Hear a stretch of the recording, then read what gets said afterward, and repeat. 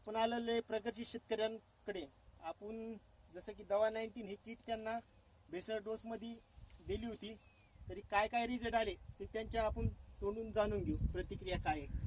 राम राम काका. राम राम. आपल्या शेतकरी बांधवांना आपलं पूर्ण नाव, गावाचं नाव आणि मोबाईल नंबर सांगा. मी ज्ञानेश्वर गंगाधर तळेकर, राहणार पाचेगाव, तालुका जिंतूर, जिल्हा परभणी.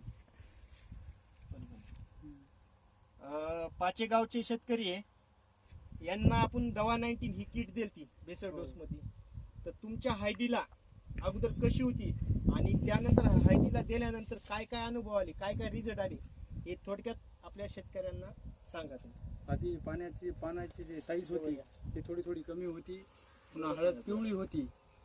हळद पिवळी होती. आम्ही भेसळ डोसमध्ये दवा 90 हे वापरलंय.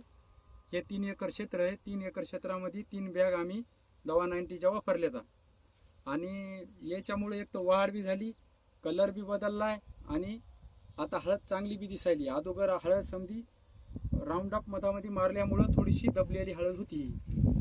करपा वगैरे उजवून करपाचं उजवून एक बी झाड नाही आणि याला आतापर्यंत फवारणी एकच झालेली आहे. जसं की बऱ्याच कंपन्यांच्या किटा वगैरे, आपली ही दवा 19 म्हणून किट आहे. दवा 19 यामध्ये जसं की मिक्स मॅक्रोन्यूट्रन आहे,